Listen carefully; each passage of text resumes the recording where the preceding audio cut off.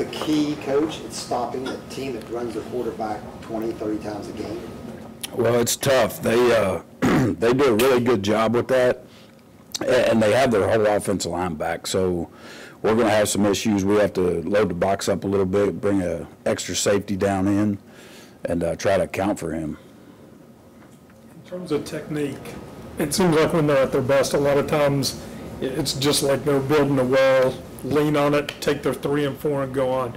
Are there technique changes that you try to make to counteract that? No, we'll try to penetrate gaps, get up the field more, try to get in the backfield. We've had success with that the last few years with negative plays.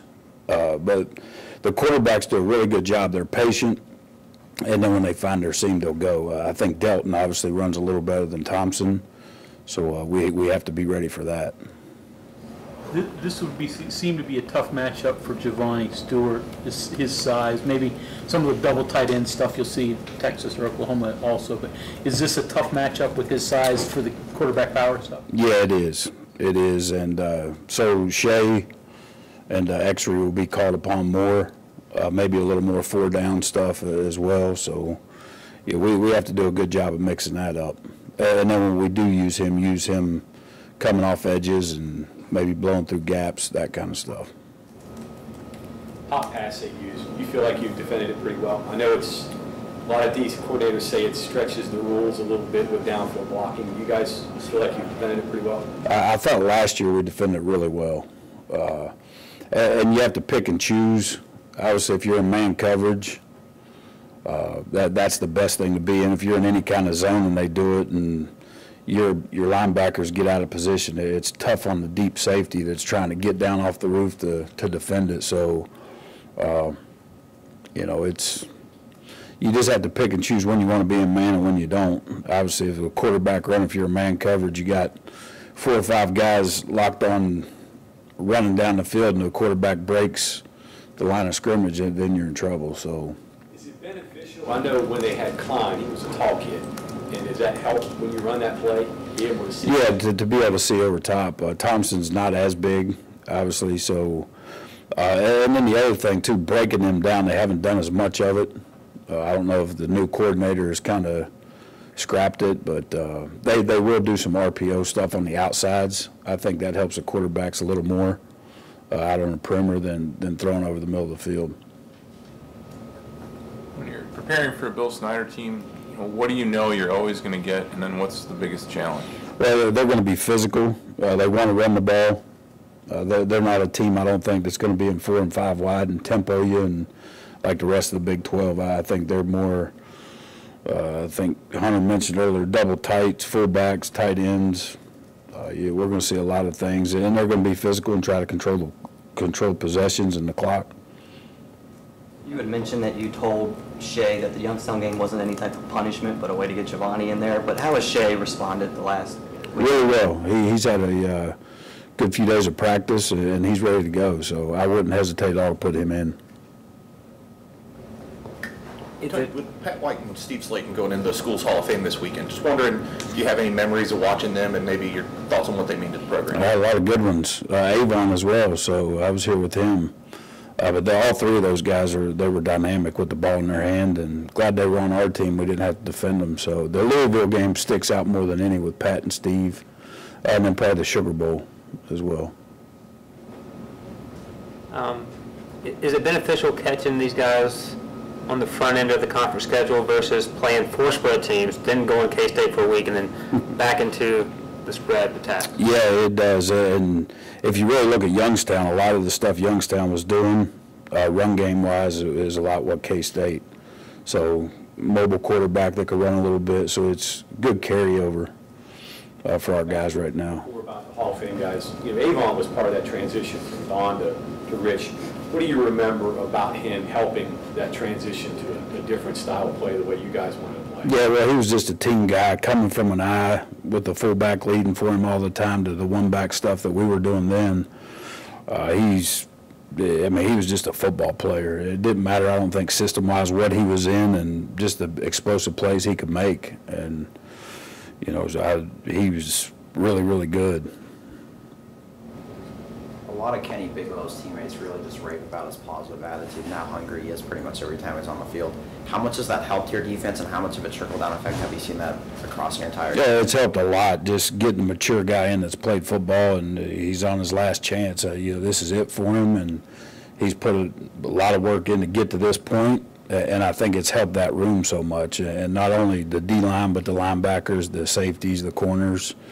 But he's just such a positive guy, and comes to practice, comes to work every day, works his tail off in the weight room. So he's a great teammate, and glad that we have him right now. Philosophically, is Kansas State similar to Tennessee and Youngstown State in the way they generally go about approaching offensive football?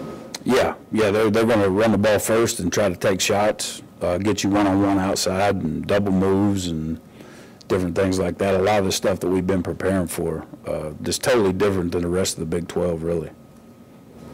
They had a really good fullback who moved along with his dad. Mm-hmm. I don't think one has a carry or a touch so far, and I haven't seen one very often. Yeah, they're using their tight ends more, and then they're also using two tailbacks. They went to that this past week. So we're going to be ready for a little bit of all that with both tailbacks in the game. And they ran some counter stuff. They'll still break out option every once in a while. They'll do some different things with them. So. Scott team stuff. Your roster, I guess, is better situated to, preview those looks.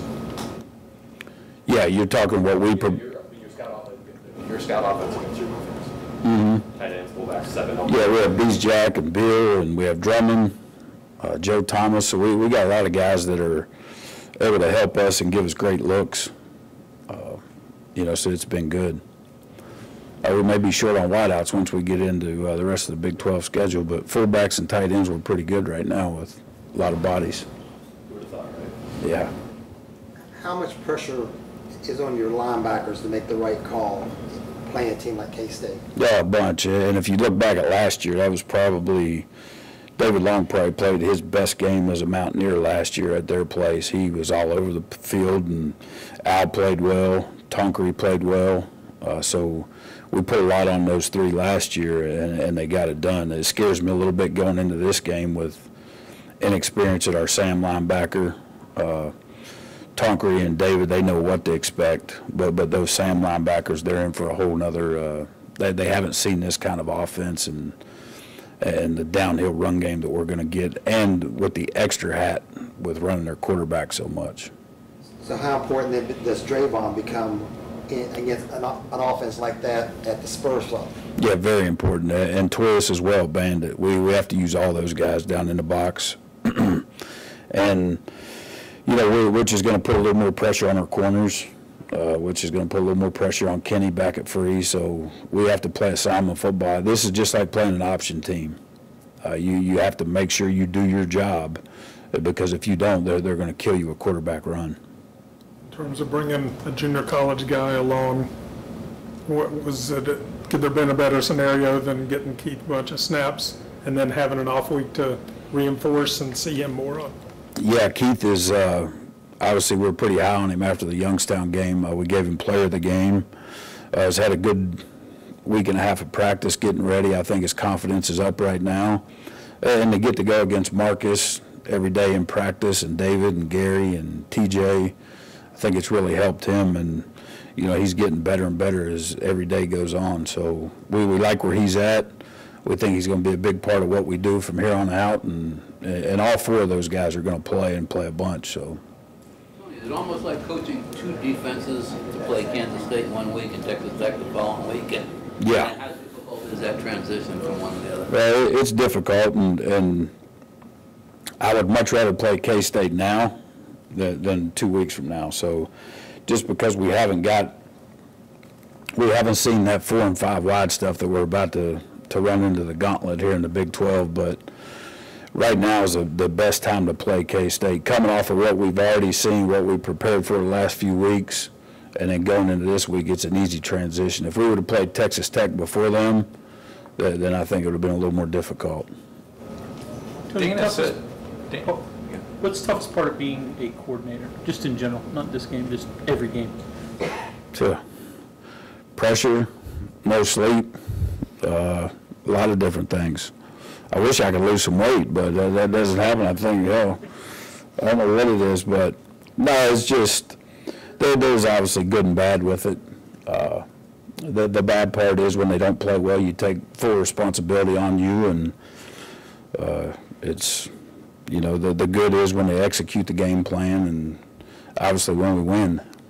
So, you know, I've done this a long time. It's my 23rd year, and 18 at this level, and there's a whole new, I guess, well, once you get to being a coordinator calling, there's a whole new level of pressure. I know what those guys have been through now, and, you know, it's year 5, so you're getting used to it now.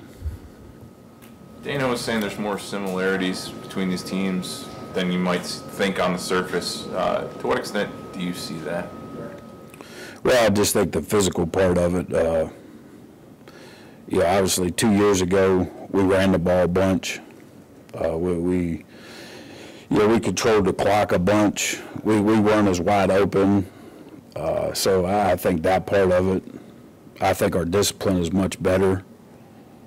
And, you know, K-State is a team that's not going to kill themselves and not make a lot of mistakes. Get back to the game 2 years ago. You beat them 17-16 when the kid missed the field goal. Basically beat them at the way they wanted to play. Was that a big point maybe for your program to be able to win a game, or you didn't win a shootout, or to win a tough defensive game like that? Yeah, because if I'm not mistaken, I think they'd won 4 straight and beat us with. Fourth-quarter lead too. And we did that with, you know, just like what we talked about. We ran the ball. We were patient. We had some big plays on special teams that day. You know, we didn't have a lot of penalties. Played smart at times. Synergy maybe with all 3 units? Yeah, I think that was really good. And at that year, obviously, we were clicking early. That was the year we won 10 games. And our first win over that team, I mean, that was a big victory for us that day. And I thought, you know, gave us a little springboard in the rest of the year, gave us some momentum. And last year's game was, yeah, I just watched the first 5 possessions of that game started on our side of the 50. So, and they got 3 points. So if we can do that again this week, I'll be really happy. They, you mentioned their line. They've given up a bunch of sacks already, which not surprising. Better quarterback too. How much attention have you given that, and relative to your Sam, does that factor into playing time? Well, I think a little bit of that plays into they got down in both the first 2 games. They were down double digits and had to start throwing the ball. Went to a little more 10 personnel. Then Mississippi State got up on a big, same thing. And Mississippi State's a kind of a different animal. They didn't have to blitz. Their DNs were winning on the outside and getting pressure. And then UTSA last week, they gave up a couple early in the game. But if we could get them in a situation where they have to go full ride, we all know that they don't. That's not what they want to do or like to do. So that would be great for us if they would get into full wide and just turn into a throw game. Fumbles have been a concern for them. Coach Snyder brought it up. Can you do you do anything technique-wise this week? Yeah, but we do it every week. It'd be nice for us to get a fumble. We forced, 4 last week or 2 weeks ago and didn't get any of them. So we need to start getting them. But we do a strip drill we do a turnover circuit every day in practice to start.